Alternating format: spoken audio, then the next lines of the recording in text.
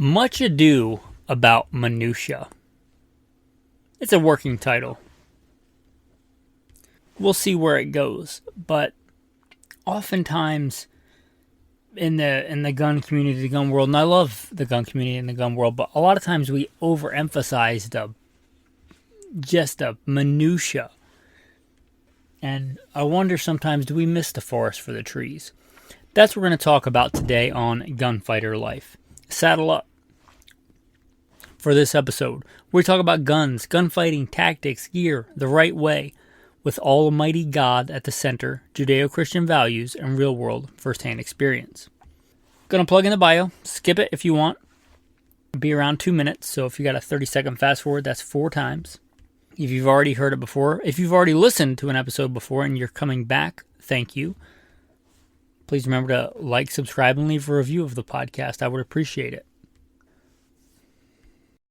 I'll roll into a quick abbreviated bio and then into the main topic. First and foremost, I am a Christian. I don't apologize for that. God is number one in my life. I grew up hunting and fishing in the backwoods of the southeastern United States at a very early age. Some of my earliest memories are with firearms. I joined the Marine Corps at 17, did a couple of combat tours in Iraq.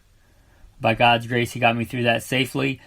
After that, I served as an instructor, an urban warfare instructor and a desert warfare instructor for the United States Marine Corps. I also served with the LAPD, both full-time as a sworn police officer and in some more specialized assignments, as well as serving in the U.S. Army, full-time and part-time National Guard. I've been a FBI firearms instructor, still am an FBI firearms instructor, have been for a lot of years, also NRA certified and some other 3-letter government agency certified. I've been a private contractor for a 3-letter government agency I won't specify.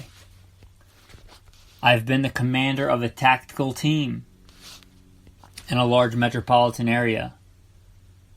By God's grace, He got me through all that in one piece, not because I'm better, but because He chose to have grace and mercy on me. I've been a professional hunter and guide.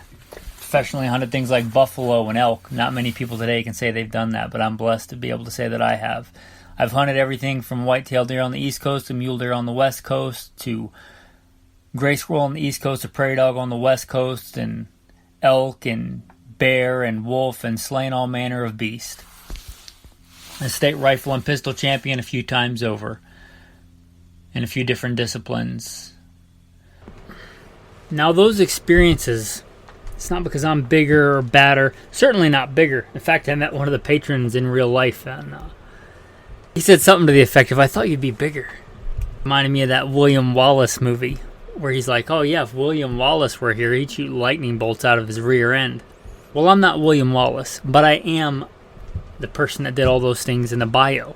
But not because I'm bigger or badder. I don't think that I survived when many other young, good men did not.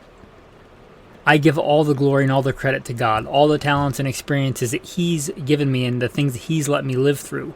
I hope to use them to glorify God and to help you today. So if I boast in anything, it's not in my strength, it's in that God had mercy on me and saved me because He had a purpose for me.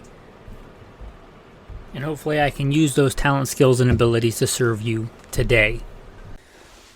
So as alluded to in the preamble, we can get so wrapped around the axle and so passionate. And not that you can't be passionate about stuff, but you can be passionate about your preferences without thinking that everybody else is just wrong.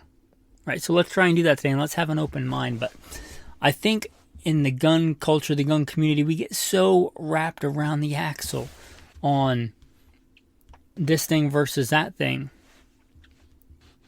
Here's a big one. Capacity. You got some guys that are like, I'd rather have 5 for sure or 6 for sure with their revolver, which revolvers malfunction. Right? Get a high primer, get a squib that gets stuck in the forcing cone, like revolvers malfunction. But even so, you got the guys who are like, I'd rather have 6 rounds of .357, and that's fine. You got the guys who are like, you got to have at least, +2 base plates on your 17 round mags. If not, you may as well just shoot yourself in the foot on the way to the gunfight because you're just not going to have enough ammo. Some guys are like, you don't need a spare mag for most civilian defensive uses. And some guys are like, why would you not have a spare mag? Not that that's not important. Not that capacity can't be important, but don't miss the forest for the trees. Can you get fast first, second, third round hits from the draw, from wherever you keep your gun? Right? Because you might have a FNX 45 tactical that's got, I think if I remember correctly, 14 rounds of 45 ACP, but you keep it in the center console of your truck and you're out pumping gas, and somebody at the stop and rob, the local 7-Eleven early in the morning, jacked up on meth, decides he's going to stab you. You can't get to your gun on time. It doesn't matter if you got 14 rounds of 45 theoretically somewhere out in the ether, right? If you can't get first, second, third round hits on target, that's what matters.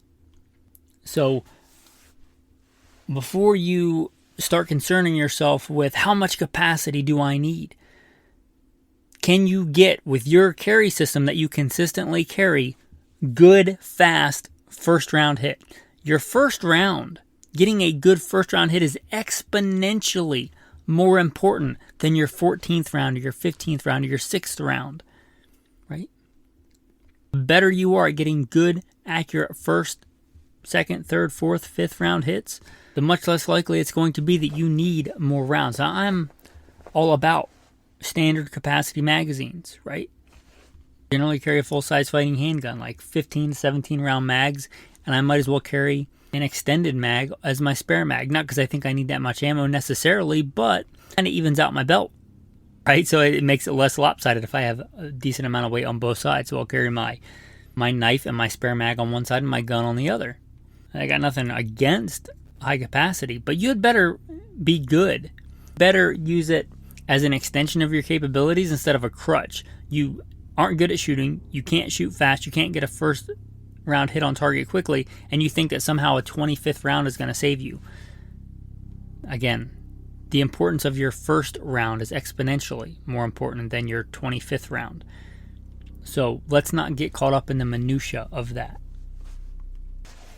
Here's another one. Long action versus short action. There's much ado about this in the bolt action rifle world. It's so... Can it make a difference? Absolutely. It's a real difference, long action versus short action. And if you're not familiar, you'll often hear this referred to as standard action or short action and long action. But your short action is basically going to be your 308 case and all the children and grandchildren of the 308. 308, 7mm Rod 8, 260, 6.5 Creedmoor is actually a child of the 30 Thompson Center, but it's a short action cartridge. 243. You get the idea. Those short action cartridges, your standard length, your long action is going to be your 30-06, 270s, 280, that kind of genre. People get all worked up, like the short action's faster. You think about the difference, it's a fraction of an inch. And if you're crazy fast at running a bolt, maybe that fraction of an inch makes a difference in the field on game. Because you got to reacquire the target, right? If you are shooting at an animal and you got to have a second follow-up shot, you're probably not shooting in the same place. So you got to reacquire the target anyway. Is it really going to make that much of a difference between a long action and a short action? Or are we just arguing about minutia? I'm all about lightweight mountain rifles, and I have some really light mountain rifles for hunting. I like really light rifles. But how much lighter is the same exact action, right? Action per action, comparing the same action. How much lighter is a short action than a long action? Out of all the things you can save weight on, if you think a caliber is better, that's a long action, I would say get a light version of that and deal with a couple of ounces, that fraction of an inch longer receiver, and deal with the better caliber. And I know there's other advantages and disadvantages to long actions versus short actions, but I think they're so, like, oh, it's got to be a short action. Like, how, for some reason, that you can't have that extra third of an inch on there. It's really going to hinder you in your, trying to do the mad minute on something with your bolt action rifle. And again, not that it's not a thing, but I think we really get bent out of shape on that more than we probably should, right? I love bolt action rifles. I love hunting and guiding with bolt action rifles. I have both. I have long action, I have short action. I more care about matching the appropriate caliber to the game. I like 308, but if I'm shooting bigger, heavier bullets, I prefer 30-06, and I'll deal with the extra fraction of an inch and that extra little bit of weight on Winchester Model 70 with a standard action. So if you're like trying to decide on a bolt action rifle, like, well, it's not a short action. Like, can it make a difference? In theory, it can, yeah. Is the same action long versus short? Is short action going to be lighter? It is. And I like light rifles, but you really got to weigh your pros and cons there. It's kind of like, is vanilla ice cream healthier than Rocky Road ice cream? Yeah, probably, but should you be eating ice cream? You get what I'm saying? Like, neither one of those. You're arguing over minutia. Here's one that people, and I think, to be fair, a lot of people buy stuff based on what's on paper, and a lot of people get worked up about what's the trigger weight, because it's a quantifiable thing, right? If you have a trigger scale, when does a trigger break? Here's the thing. You could have a 3.5 pound trigger that's just garbage, and you could have a 5.5 pound trigger that's really, really beautiful. Like I have a Colt Combat Elite 1911. It doesn't have a light trigger, but it has a beautiful trigger. It's got clean take-up, it's got a firm wall, and it's got a snappy break. It's beautiful. It's probably no lighter than a Glock trigger, but you compare them, and it's night and day. It's apples and oranges. What is, so many people get wrapped around, what's the trigger weight? What's the trigger weight? And you see all these striker fireds coming out with lighter weight striker fire triggers. But a lot of those triggers are just bad. They might be light, but they're mushy and gritty, and they have unpredictable, like, stages. You got all these kind of weird grits and pops and grinding, and then the gun goes off. No thanks. I would rather have a little bit heavier trigger that was clean. So much ado about, this trigger is a couple ounces lighter than that trigger. Now, depending on the application, if you are comparing equal quality triggers, a lighter trigger might help you shoot a little bit faster, a little bit more accurate. But a light garbage trigger is not going to do that. I think we get wrapped around the axle too much on trigger weight and not trigger quality. And to be fair, that's hard to quantify in a magazine, on a website. They can say, it's got a 3.5 pound trigger. Okay, but is it a garbage trigger? Does it feel like you're, chewing on gravel when you're pulling that trigger? It's just gritty and nasty and just unpleasant. I don't care if it's 3.5 pounds. I don't care if it's 2.5 pounds. So a lot of times we focus too much on the actual pounds and ounces of a trigger. There's a lot more to a trigger. There's pre-travel, there's stages, there's over-travel. There's a lot that goes into triggers. It's not just trigger weight. So don't just get so wrapped up on the trigger weight and think that this one's got a pound lighter trigger than this gun, so it must be a better trigger. Not necessarily. Velocity of rounds. You talk about something that just gets overemphasized. You got to get the Magnum because the Magnum is 150 feet a second faster than a non-Magnum version. Okay, is that going to make a difference to you? And is it worth all the extra pressure, the extra powder, the extra recoil for whatever X feet per second? Sometimes the answer is yes, but often it's no. Right? Don't forget that you actually have to shoot this round, whether it's a 9mm, like the plus P is faster. Why would you not run 127 or 124 grain plus P? Why would you run the standard pressure? That doesn't make any sense. Well, because you have to control the recoil, and you might need fast follow-up shots. And I don't care how good you control recoil, if you reduce it, you can get back on a given target faster. You can return back to your natural point of aim faster. That's how that works. So, and not that you always should go with the less powerful round, but don't think that the faster round is always better. Don't think that the extra 50 feet a second or 100 feet a second or 150 feet a second is always better. I'll tell you, I was out today, blessed to be shooting an old 870 Wingmaster, and I was running some slugs through it. And I had some slugs that were 1,800 feet a second. They were spicy. And I had some that were 1,350. Both those will kill just about anything in North America. And I can tell you, I'd rather shoot the 1,350 slugs. 1,350 feet a second, that is. I could get and control that gun better. Now, I probably am not going to need more than one slug unless I have multiple targets, multiple bad guys. Right? In that case, I might need to recover from that recoil faster. And I don't think anybody is going to be getting up from a 1 ounce slug at 1,350 feet a second versus a 7/8 ounce slug at 1,800 feet a second, right? I think the difference there is academic. Is one going to have more foot-pounds on paper? Yeah, for sure. Does that really matter in practical real-world scenarios? Probably not. But what may possibly make a difference is me being able to control that recoil better.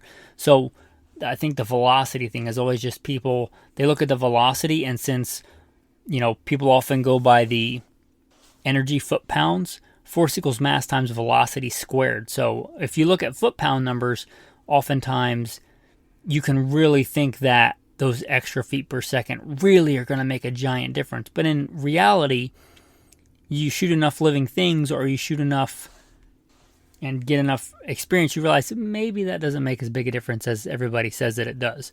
And again, there might be times where you want a Magnum. There might be times where you want a 300 Win Mag versus a 30-06. But do you? Do you really? Is the velocity really that important? Don't think that it always is, or that it always trumps everything else. I think velocity is way overemphasized in today, and probably the past several decades. But can it make a difference? It can. Is it probably going to make a difference for you? And is there a definite cost to that extra velocity? For every action, there's an equal and opposite reaction, and there's a tipping point there. You may decide that it is, you may decide that it's not, but make an informed decision, not just more velocity is always better. Here's another one, like wood stocks. Like, you can't run a wood stock anymore, wood grips on a handgun, or especially a wood stock rifle. It may shift its point of impact. It may soak up all this water. I mean, and I've lived in literal rainforests, like temperate rainforests. Your wood stock should be treated with Renaissance wax, with true oil, with something, so that it's not just a raw wood stock that's just going to soak up moisture all the time. Now, you literally leave it out exposed in the rain for weeks, it's probably going to swell up, maybe even crack. But are you going to do that? Somebody that's lived off-grid in the backcountry and lived in some pretty gnarly places. Generally, if I build a shelter, the rifle's coming in the shelter, and it's relatively dry in there. Right? I don't think that you always, and if it depends on your application, right? If you're shooting super long range, maximum consistency out to 7, 8, 1,000 yards, yeah, you might want a carbon fiber stock, because from this day to this day, it's going to have less variance. But to think that matters on most rifles that are bedded properly, let's say for hunting, that wood stock is somehow not going to get the job done. Wood stocks have been getting the job done for a long time. And can they have a point of aim, point of impact shift? They can, if you're talking about like going from the deserts of Arizona to the hot, steamy jungles and, hunting in some really humid environment, or vice versa. But is that what you're doing? If that's what you're doing, then yeah, maybe the wood stock's not the best choice. But if you're generally hunting in the same area, and if you go to a new area, you're going to be there for a while and re-zero your rifle, or at least practice with your rifle to make sure it didn't shift zero. Don't look for a problem if there's no problem. Don't think that you can't go hunt elk in the West with a wood stock rifle because wood's just not good enough anymore, or whatever the case is. Don't look for potential issues if there's not going to be an issue. How many guides in Alaska or hunters in Alaska that have hunted for decades hunt with wood stock rifles? A lot of them, right? How many people fought in some nasty theaters in World War I and World War II? I'm talking really, really nasty with wood stock rifles. So don't make an issue out of something that's probably not going to be an issue. If you look at it soberly and think this really potentially could be an issue. But wood stocks are great for a lot of things. So don't think that you can't use a wood stock anymore, or somehow a wood stock is completely ridiculous to use. And here is a big one. Just thinking that shooting X amount of rounds is going to make you a better shooter, right? I went to a training school once, PFC. Garbage reps, right? Don't get garbage reps in. Don't just think because you did a rep, you're going to get better. If you did a garbage draw, or if you did a garbage repetition, that's probably going to make you worse. Just because you shoot X amount, you could go to the range and shoot 500 rounds and be worse than before you went to the range. You're better off going and shooting 5 good reps than 500 garbage crap reps. So don't think that, oh, I went and shot 1,000 rounds. Okay, were they good repetitions, right? Were you focused on the fundamentals? Right? Or were you flinching every single time? Because if you were flinching every single time, then maybe not the best use of your range time, right? Maybe you should have just dry fired, because just shooting X amount of rounds is not necessarily going to equal, oh, I shot 1,000 rounds, I'm a X% better shooter. It doesn't work like that. And I think there's a lot like, I shot 1,000 rounds this week. Okay, were they good? And if you shoot 1,000 good rounds in a week, that's a fantastic week. So don't think that X amount of rounds fired equals X amount of competency, because it doesn't work like that either. Anyway, there's a lot of other examples, but I think those are some main ones that don't get wrapped around the axle on the minutia and miss the big important things. Now, I got asked recently, what's the difference between bluing and parkerizing? And it's a good question. His main question was, how do you tell the difference? And I would put it like this. Bluing looks like you're looking at a calm pond at night, like a deep blue glossy finish. Parkerization looks like the top of the grill grate that you have never cleaned. Just matte, black, kind of crinkly. That's how you tell the difference between bluing and parkerizing. Bluing is very beautiful. It was an early way to inhibit rust on firearm steel. It is pretty, but it is not the most corrosion resistant. Actually, parkerization is a little bit better at corrosion resistance, although it's not as pretty. You'll see it on a lot of military firearms like World War II and after. Parkerization. Now, there is today nitriding, which can be done to varying degrees of quality, which can be quite good. But that's a much more modern thing in the last couple of decades. At least that was common on firearms. It was probably around before that. Then you have all your various kind of coatings like Duracoat, Durabake, Ceramicoat, and Cerakote being a big name brand of those. And those are various other forms of coating.